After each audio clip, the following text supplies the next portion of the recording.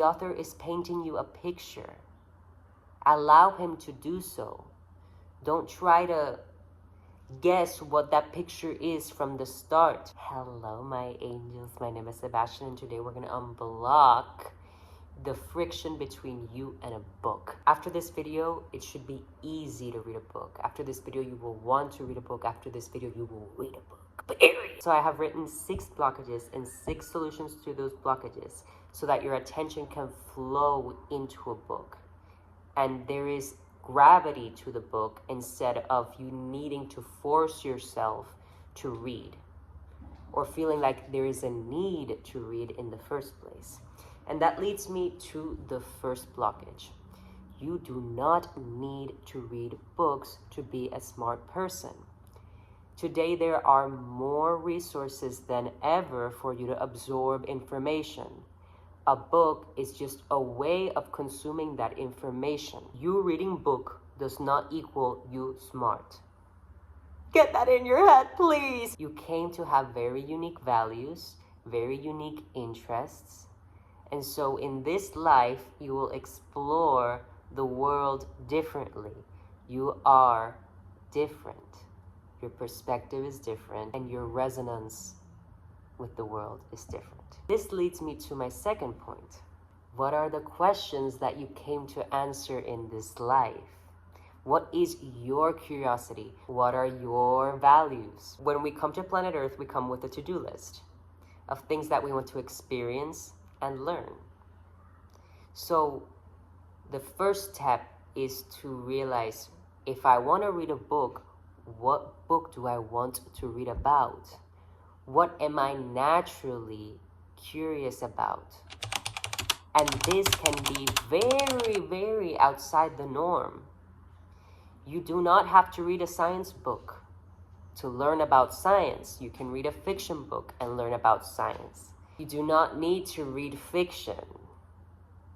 You can read a non-fiction book about a specific topic that no one else has heard about. Expand the possibility of what this book could be. You might want to learn about robots specifically. Question, answer. Answers lead to more questions. Follow that trail of thought. Follow that line of thought.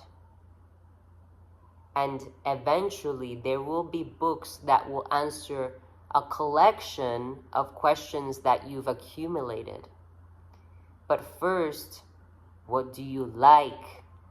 You will only flow and want to do something that you enjoy. What is it? And don't be ashamed of it. You have this question within you that you're trying to answer. Say you want to learn about fairies. Say you get a book on mythical creatures. Go to the chapters on fairies. Start with that. Your soul has given you the energy to explore that specifically.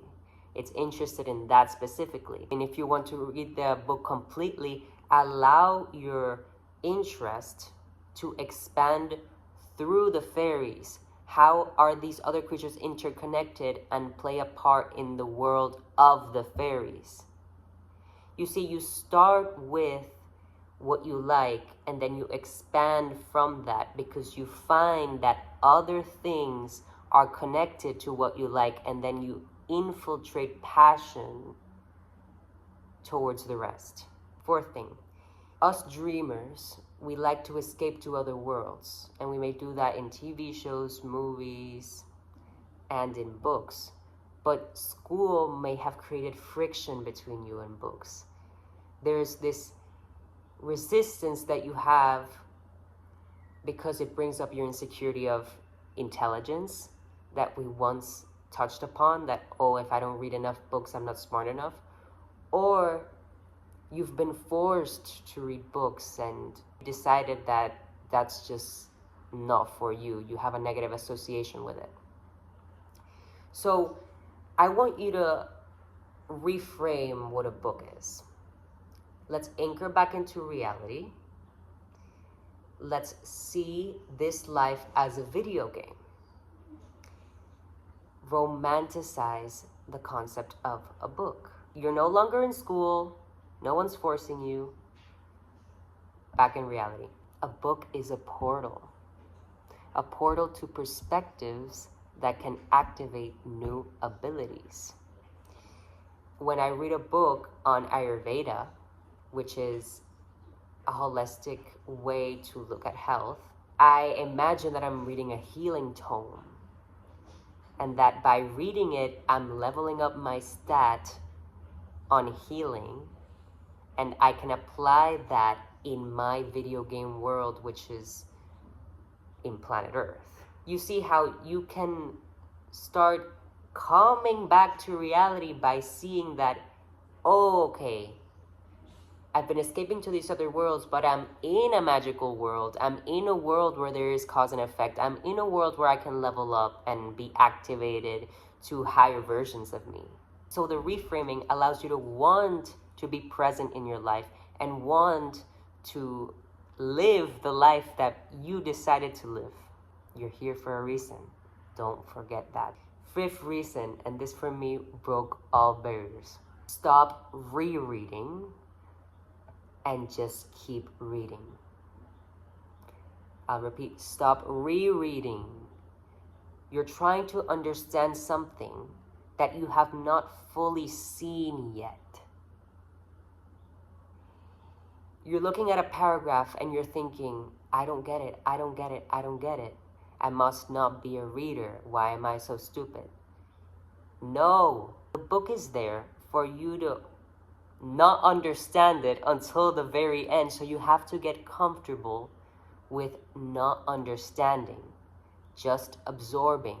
Okay, those words are being said. I don't know what they mean now, but I will know later. The author is painting you a picture.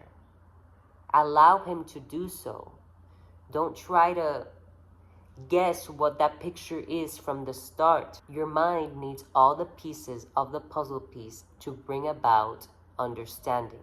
Your mind's way of understanding is to absorb enough information, enough contextual information to see it from all the angles possible so that you understand what is being talked about. I use this example a lot. Imagine you have a box. How do you know it's a box? Because you've seen it from all the angles. You have this box and you're seeing it from all the angles. So the objective truth of that box is being revealed by you including all the perspectives. And so when you start a book, the author is only revealing the first few perspectives and information of that it's describing. Do not get stuck on that. You're not gonna understand. You're not until the end. This is the sixth reason and the final reason. I know there's an obsession with knowing the words. I don't get the words. What does it mean? Every 2 seconds you go and search up a word. That's beautiful. You're trying to expand your vocabulary. But you need an approach so that you don't stop every 2 seconds. Underline the word, and using the previous point that we made, let it go. You don't understand the word, try to understand it within the context. Try to understand the paragraph, try to understand the chapter, try to understand the book, little by little, not at all at the same time. And if you have time and if you want to come back, then search up that word. But just underline it and let it go. Also, there's a concept you don't understand.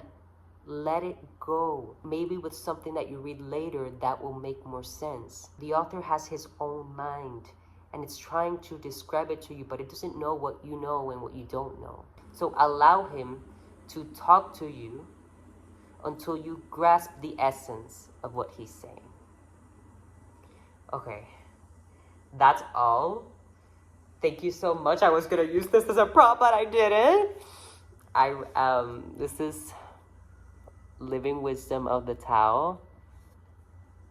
Highly recommend this book. I haven't finished it, but it's a collection of poems by Tao Te Ching that unblocks you into the flow, and that's what I want you to get from this video. Your attention is a flow.